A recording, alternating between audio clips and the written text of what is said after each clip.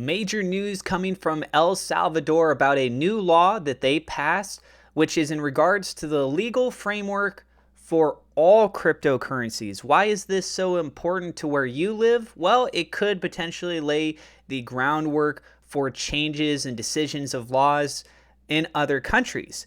I have an article here. This is from Watcher Guru. I'll have a link to this down in the description below. I will share my thoughts and my opinions on this at the end of the video. I am not a financial advisor. This is not financial advice. Please go do your own research. And with that being said, let's go ahead and dive on into the news. El Salvador officially passes a law establishing legal framework for all cryptocurrencies. El Salvador continues its widespread adoption of digital assets as the country officially passes a law establishing a legal framework for all cryptocurrencies. The news was shared by the National Bitcoin Office of El Salvador, also known as ONBTC, which stated that the law had been passed today.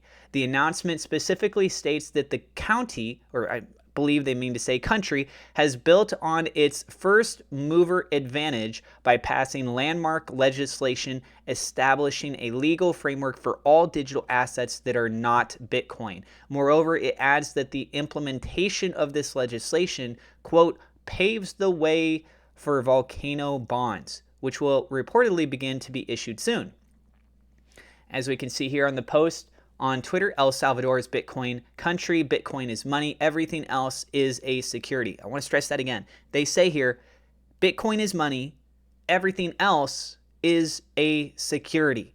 Today, El Salvador builds on our first mover advantage by passing landmark legislation, establishing a legal framework for all digital assets that are not Bitcoin, as well as those issued on Bitcoin. The law also paves the way for volcano bonds, which will soon begin issuing. So just reiterating what was said a moment ago. El Salvador continues crypto commitment with landmark legislation.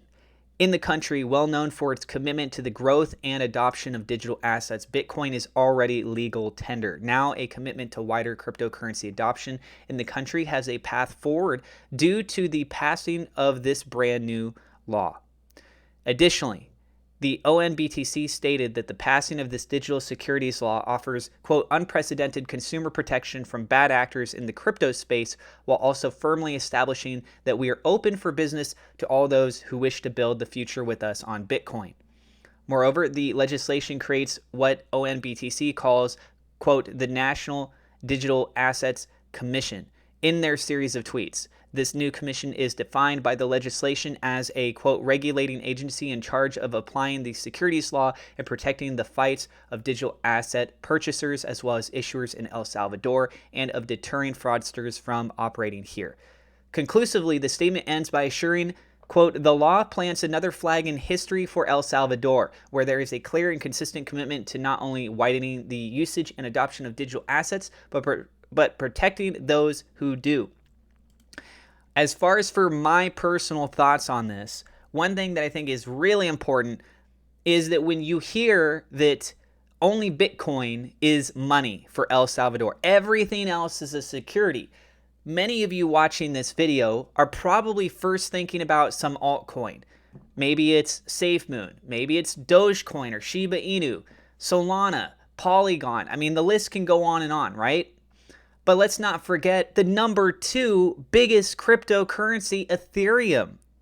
According to this, it looks like Ethereum would be labeled as a security. So think about how many different projects are tied in with Ethereum, whether it be their own tokens layered on with it or the direct usage of Ethereum itself, the NFT space that's pertaining to that on top of everything else, right? As it is with this, it's being labeled as a security. So what does that mean? That means that you have to go through a whole other process to actually register your cryptocurrencies as securities, which would, I would assume, also mean that this whole being anonymous type of thing, people don't know who the developers are behind these projects, that would start to fall off to the side. What this would mean is that the amount of available options of what you could invest in would go from this down to this for at least El Salvador.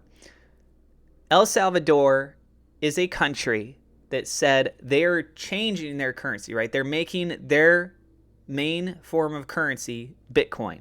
That is their legal tender now.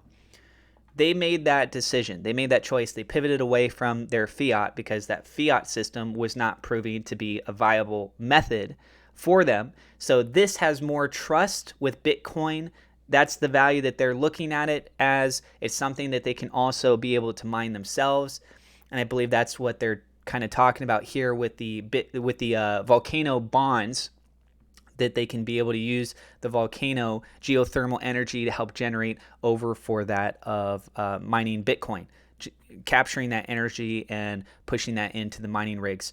So that creates an opportunity where they can also create some workflow. They can generate some additional income.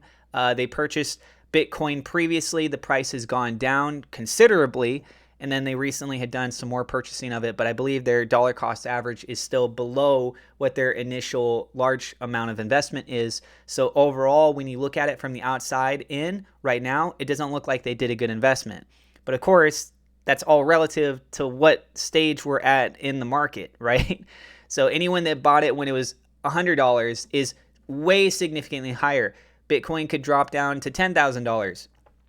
They would still be way higher than their $100 initial investment. It could drop down to $1,000. It would still be way higher than the $100 investment. But of course, anyone that bought it at $30,000, it's not looking good for them right now. Anyone that bought it at $40,000 or $50,000, right? You get the point. It's all relative to what point did you enter into the market? How does the market react? Where's the supply? Where's the demand? These are just basics with this stuff. And having Bitcoin have a cutoff point, 21 million Bitcoin, based on the year 2140. And then in addition to that, having the halving event occurring roughly every, every 4 years? If I remember correctly now. Geez, I got to refresh myself with some of this stuff, but I believe it's every 4 years. With El Salvador being the first ones to make these moves, the question really needs to come into play. Who is going to follow next? Is it going to be another smaller type of country? Is it one that's going to be showing that they're very similar with a lot of the things that have happened with El Salvador, and maybe they're going to make that transition over? So that could very well be a real possibility. And as we see more and more countries, if we do see more and more countries that swap over and say, you know what, we're going to make Bitcoin be our main legal tender, that's going to really attract a lot of the bigger eyes, because those big players, they want to make sure that they still stay the big players. They don't want to be the last one on the boat. So you see enough people getting on the boat, you want to make sure that you get your seat. I hope that makes sense. So again, I'll have a link to this article down in the description below. Let us know what you guys think about this. Do you think this is good? Do you think it's bad for the crypto space? What do you guys think? Tell us your thoughts down in the comments below. Again, I am not a financial advisor. Thank you so much to my Patreon supporters for as little as $1 a month. If you guys would like to show your support for my channel, I do this full time for a living. I really do appreciate your guys' support. There's a link down in the description below. Double shout out thank you to my higher level patrons. We love SafeMoon.com, Victor Vegas, and SafeMoon Oz for being higher level patrons. Thank you also to my YouTube members for your support. If you are new to the channel, don't forget to subscribe, hit the thumbs up, like button. God bless, and we will see you in the next episode.